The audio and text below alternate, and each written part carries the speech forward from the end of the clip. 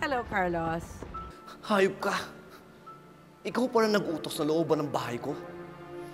Oh, ano ba problema mo sa buhay mo, ha? Alam mo dahil doon, nilagay mo sa peligro ang buhay ng asawa ko. Pati yung anak ko natamay dahil doon. At alam mo ba, hanggang ngayon matindi yung trauma ng asawa ko. Ano bang dahilan mo? Di ba tinulungan na kita? Carlos, kasalanan mo yan. Nakukulitan na kasi ako sa mga ginagawa mo kay Zoe, eh. At saka, malay ko ba na maiiwan sa bahay mo si Lynette at darating pa yung anak mo? Alam mo, ang plano ko lang naman talaga is takutin ka. Moira, wala ka talagang gawang matino, no?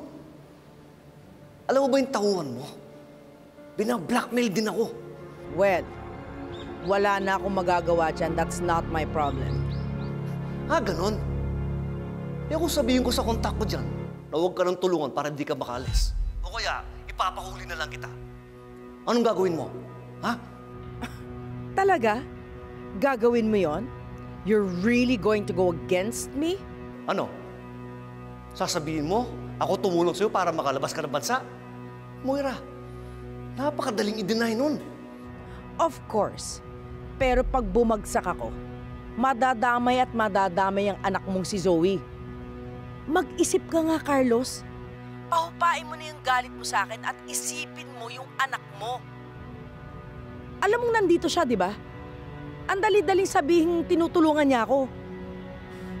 Moira, ang galing mo talagang magpahikot, no? Talaga. Alam mo, if I were you, kalimutan mo na lang yung nangyari. At saka, wala naman akong intensyon na may masaktan eh. Ang gusto ko lang mangyari is takutin ka lang talaga. Sana hindi na lang ikaw ang nanay ni Zoe. Because you are the worst. Alam mo, I've been called that so many times. But the fact remains, ako ang nanay ni Zoe. And I will do anything and everything para maprotektahan ko siya.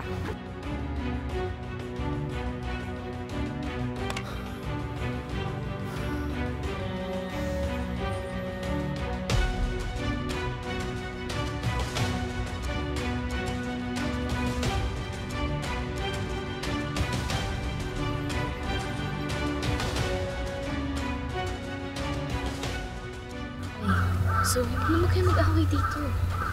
Zoe, that's enough. Pasensya na. Siyempre, mami ko pa rin yun. And I still care for her. Pasensya na rin kung ano man yung nasabi ko kanina.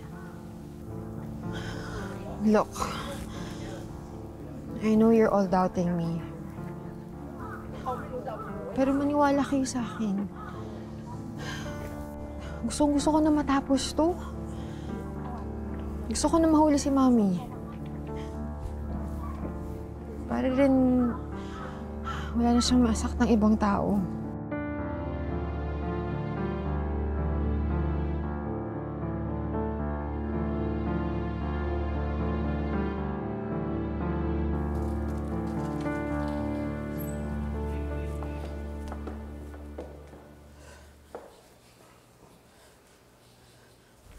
Hello, Ma'am? Hello, Zoe. Anong nangyari? Bakit ganyan ang boses mo?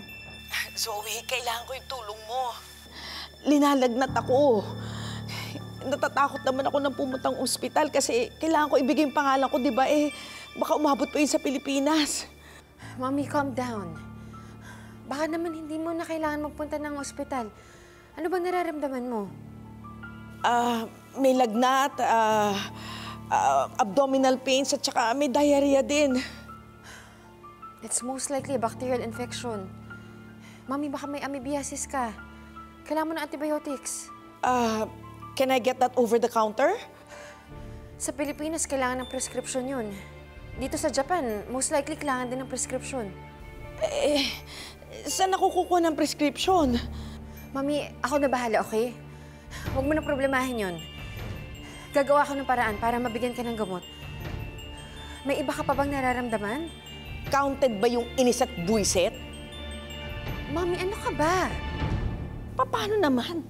Yang si Lynette at yang daddy mo, nagta-travel episode pa dito sa Japan. Pag nakita ko talagang papatayin ko yan eh. Alam mo, pagbalik ko ng Pilipinas, papatayin ko yung silet, isasama ko na rin yung sumbongera niyang anak. Di ba dapat mag-disappear ka na? Ano yung sinasabi mo dyan? Babalik ka pa ng Pilipinas. O di ba, tumigil ka na nga dyan sa patay-patay mo. Hindi ka mamamatay tao, okay? Eh kasi nga, Zoe, I realize, pag nawala ako, edi talo ko. At saka, hindi ko talaga pwedeng ibigay yung happily ever after nila. Total, bulgar na rin naman ang lahat, edi talagang papatayin ko na silang pareho.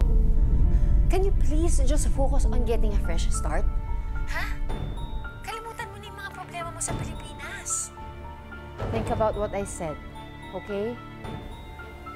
Sige na, Mami. Magkita na lang tayo mamaya. Oo, sige, sige.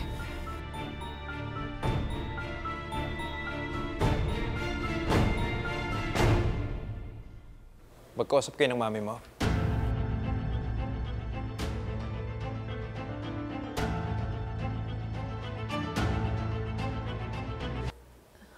Were you spying on me? Huwag mong ibayin ang usapan, Zoe. Magkausap kayo ng mami mo. Dapat malaman to ni Doc RJ. Dali, Doc Lindon, please, huwag mo sasabihin kay Daddy. Zoe, give me a good reason kung bakit hindi ko sasabihin to sa tatay mo. Oo na.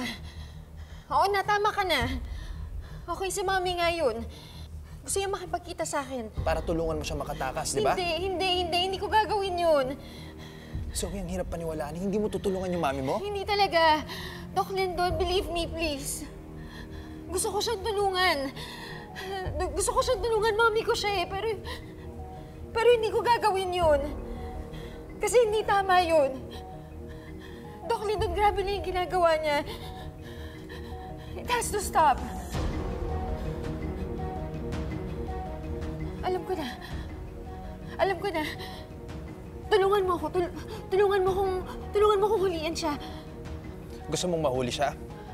Sasabihin natin to kay Doc RJ. Hey, no! Please, no! Makakahalata lang si Mami pagka madaming taong involved. Kaya please, Doc Lindon, please tayo na lang, tulungan mo ako. Samahan mo ako mamaya. Kitain natin si Mami. Tulungan mo akong huliin siya. Please.